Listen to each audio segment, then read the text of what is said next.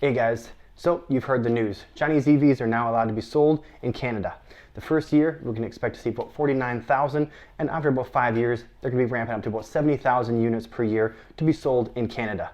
This, at 49,000, is about 3% of our annual new vehicles sold, so it's actually a small percentage, but it's very big in terms of Chinese vehicles being sold here, because typically we don't see any of them here. But that said, if you're an EV person, you can get excited because there's going to be a lot of really cool models that you're going to be seeing if you are interested in these Chinese EVs. So let's take a look at the models that can be available, the price points, the fuel economy, the ranges, all of that stuff. Let's dive right into it. So first up, we got the BYD Seagull. This you can expect to see between 16 and 23,000 Canadian dollar. Just a nice little cute car.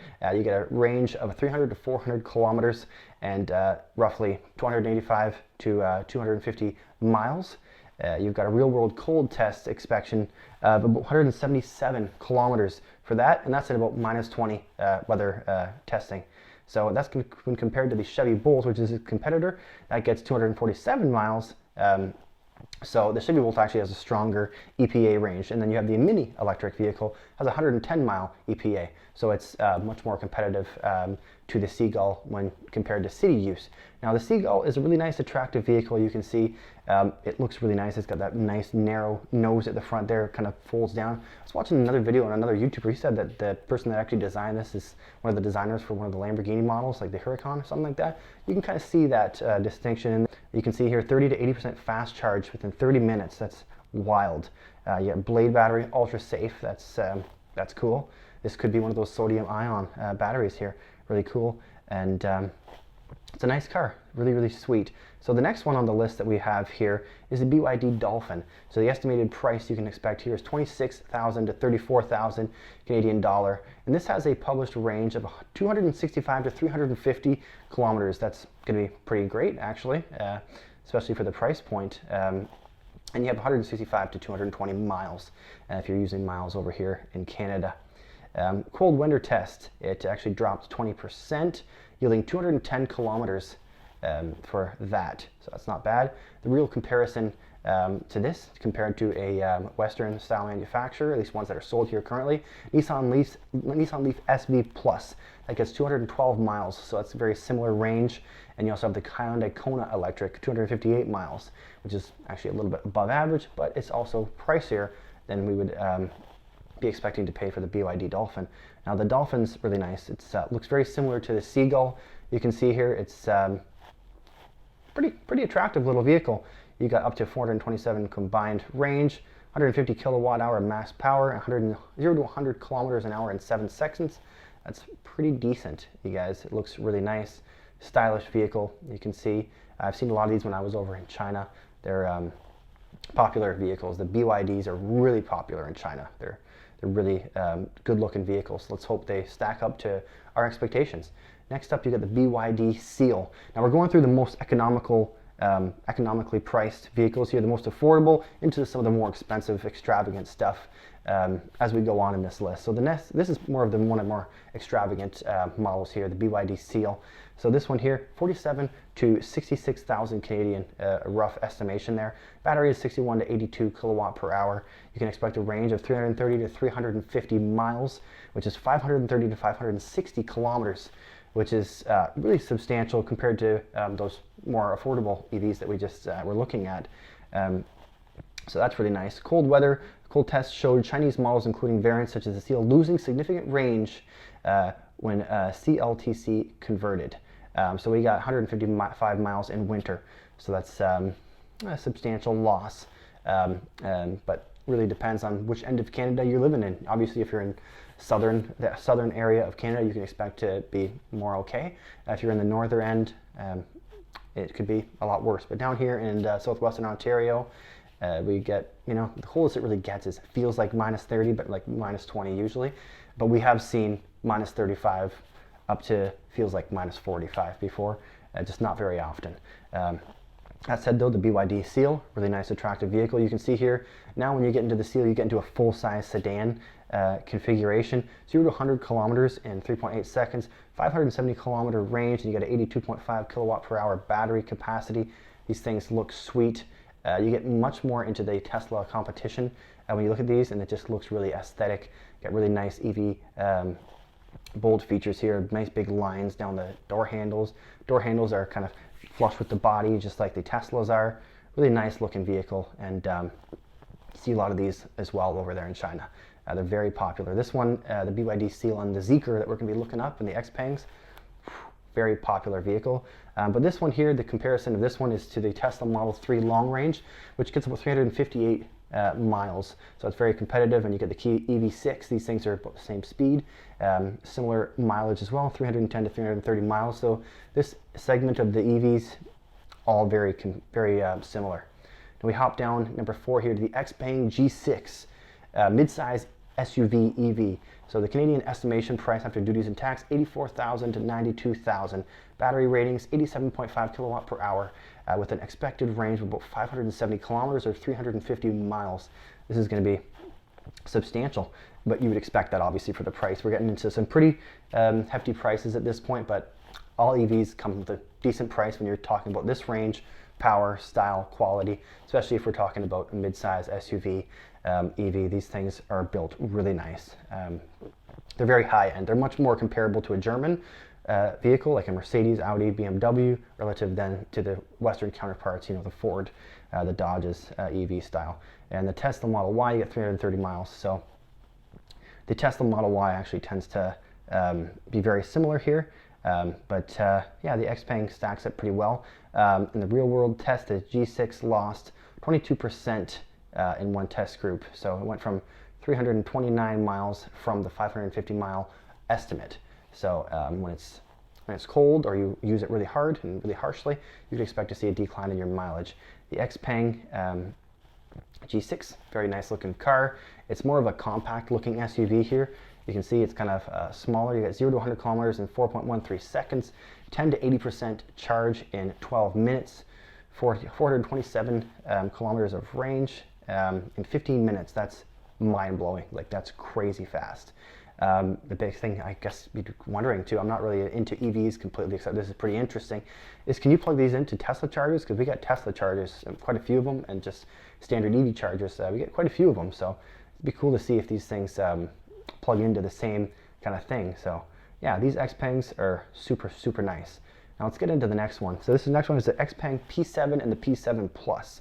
You can expect to be paying $58,000 to $82,000 for these. Battery power, 60 to 75 kilowatt per hour. Estimated range, 330 miles or 480 to 530 kilometers. Road test in China yield 489 kilometers to 304 miles from a 610 kilometer rated range. So there was a bit of a decline there, but I guess it probably depends on how you're driving. Cold weather reliability. The cold weather, that's funny. Cold weather reality. Winter tests put the P7 about 227 miles or 366 kilometers at minus 20. So obviously we know all EVs will suffer from quite a loss in range when it comes to cold. So it seems like that's evident with this model as well.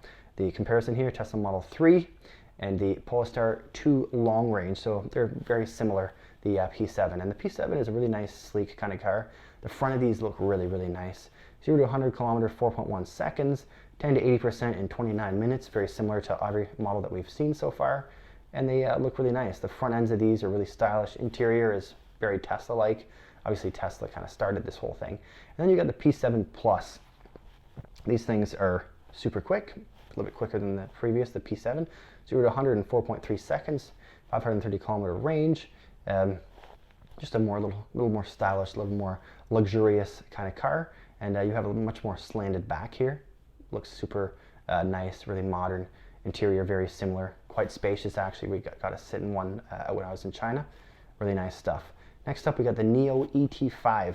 So this Nio ET5 you can expect to have $75,000 to $100,000 for this. Battery power, 75 to 100 kilowatt per hour. You get an expected range of 280 to 310 miles or 450 to 500 kilometers of range. It's a real world equivalent there.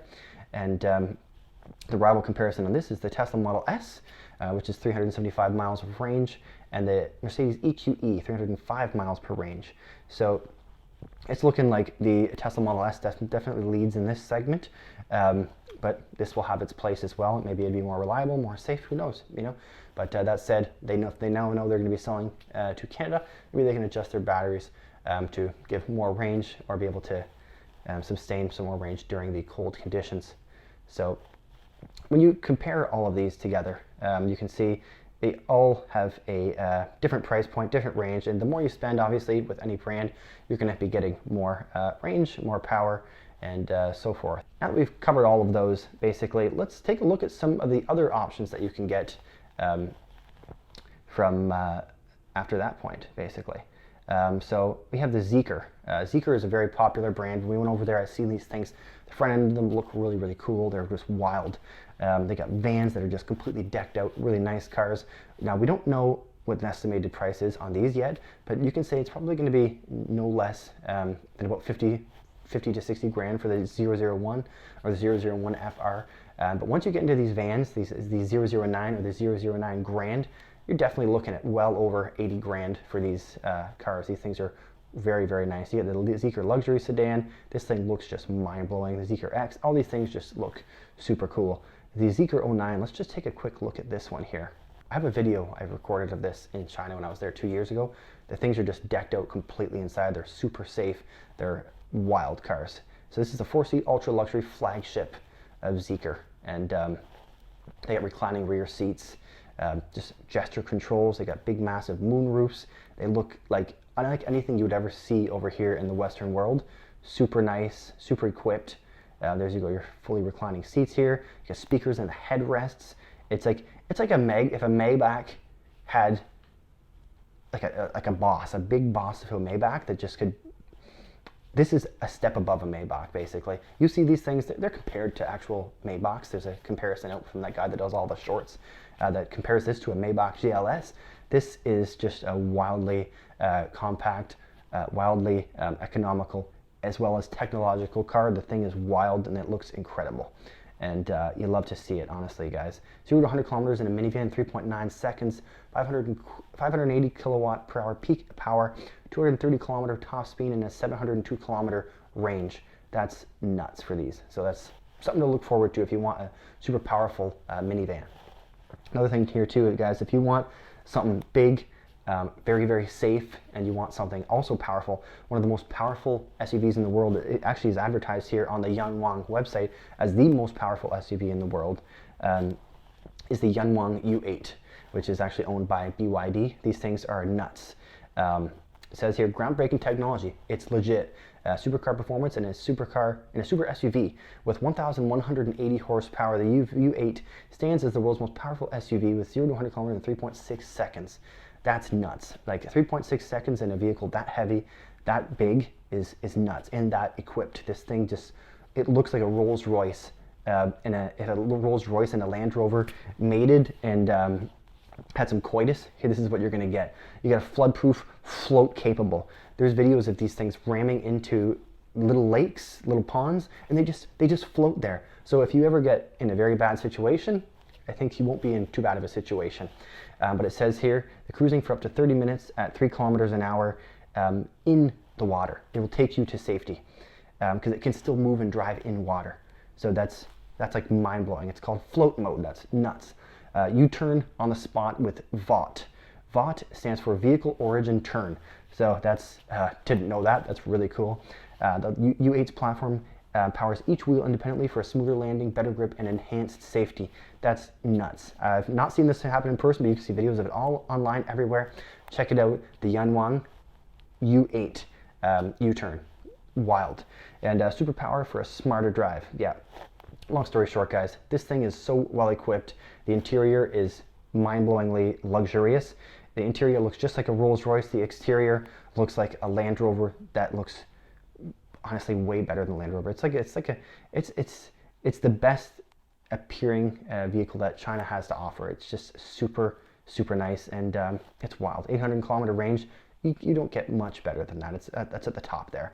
And we're going to finish off today with just looking at this, one of the flagship, China's like official brand is the Hongqi, and the car that the president, Xi Jinping, drives here, is the Hongqi L5. This thing is really the epitome of luxury, and these things are super, super powerful, and they're very, very expensive as well. I don't expect to see any L5s cruising around, but there is other options that you can get on the Hongqi model line that would give you some really good enjoyment, honestly. So you have many different models here. These aren't going to be on the most economical EVs available.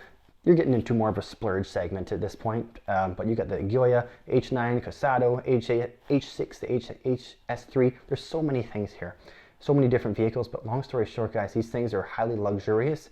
And if you like the BMW 7 Series, this is basically the competitor to the BMW 7 Series. I seen one of these in person when I was in Wuhan 2 years ago. The thing was like, my jaw dropped. Was like, this is like completely, like honestly, it's like the most gorgeous thing I've seen in terms of anything close to a 7 Series, except this is way, way nicer, way more luxurious looking, and it has much more presence than a 7 Series. And I bet you it's also built a lot better, much more safe, as well. These things are just wild. So that said, guys, that sums it up for my list of cars that you're going to find available here shortly after they actually start to make sales. I had one commenter on a video saying that these things could be available to be sold within the next 2-3 weeks to a month. That'd be pretty wild. Obviously, you're not going to get them that quick. It's going to take time to ship them over. It's going to take years for them to build infrastructure over here and dealerships to actually build these things. For the time being, they're going to have to ship them over from China, definitely. But that said, though, it's cool to think, because this is going to shape a lot of changes in the Canadian economy, because now that this has happened, what's the States going to think? Are they going to move out all their Western manufacturers? We're going to have Chevy move out, Dodge, etc. move out. Chances are most likely, but we already knew that, and honestly, I expected that to happen. He made it very clear that they're going to be moving out, and it's time for Canada to pivot to find alternative supply here and alternative sources to grow our economy and go forth. So that said, guys, that's it. Let me know your thoughts, though. Honestly, I'm just covering the topic because it's quite interesting, but I really want to know what you guys think. Let me know down the bottom, which models are you guys most excited for? What do you want to see? Myself, I like the more exotic stuff. They got the BYD Hans. I mean, I like the internal combustion engine, but the Hans, if I was going to get one, those are really nice cars. The U8, super nice. The Hongqis, they're really nice. There's so many crazy, powerful cars they got over there.